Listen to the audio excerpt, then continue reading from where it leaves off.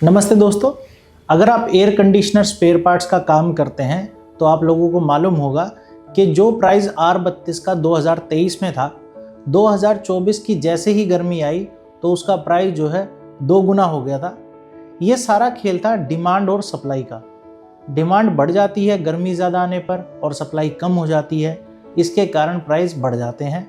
यही काम 2025 में भी होगा और आप लोग जो भी ये इंतज़ार में बैठे हैं कि रेफ्रिजरेंट का या कॉपर का प्राइस अभी कम नहीं हुआ है, तो दोस्तों ये प्राइस कम होके दोबारा फिर बढ़ चुका है। ये प्राइस जो है अगस्त सितंबर के आसपास कम था और अभी 50 रुपये बढ़ गए हैं, किसी गैस पे 100 रुपये बढ़ गए हैं। तो आप लोग अब इंतज़ार ना करें, नहीं तो 2024 में जो हाल हुआ था, जो भी नए ट्रेडर थे, नए स्पेयर पार्ट्स वाले थे, वो 1-2 सिलेंडर 3 सिलेंडर लेकर जो काम कर रहे थे, उनको एक तो सप्लाई नहीं मिली टाइम से, और जो मिल रही थी वो मार्केट के हाई प्राइस पर मिल रही थी।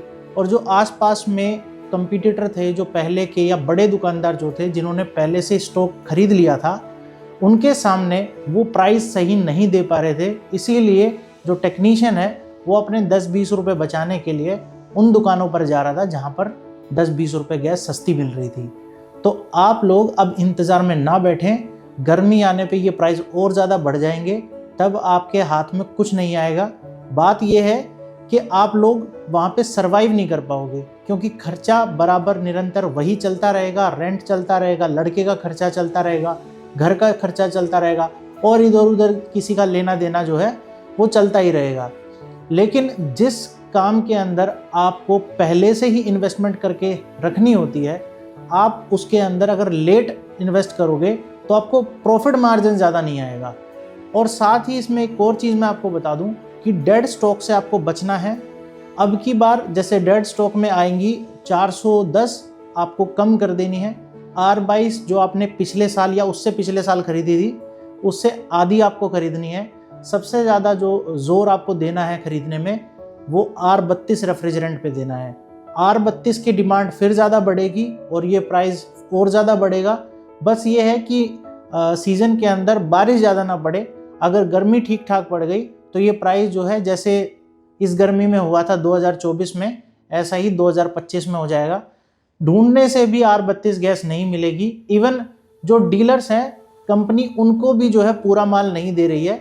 अगर डीलर 100 सिलेंडर मांगता है तो कंपनी की तरफ से 10 या 15 ही सिलेंडर आ पा रहे हैं, क्योंकि अब यहाँ पे डिमांड और सप्लाई की गेम है। तो आपके पास भी ऐसा ही होगा। अगर आप किसी से गर्मी के अंदर 4 सिलेंडर या 5 सिलेंडर मांगोगे तो वो आपको 2 सिलेंडर देगा। तब आपको ये दिक्कत आएगी कि जब आपके पास कोई कस्टमर या टेक्नीशियन आएगा तो उसको देने के लिए आपके पास R32 का मटेरियल नहीं होगा, गैस नहीं होगी। तो आप सोच समझकर फैसला कीजिए। जनवरी आ गई है 2025 की, अब इंतज़ार मत कीजिए। एक बार आप मन पे हाथ रख के सोच लीजिए कि 1% का रिस्क है और 99% का प्रॉफिट है, क्योंकि हिस्ट्री जो है, इतिहास जो है, यही बताता है। तो आप लोग सोच समझकर फैसला लीजिएगा।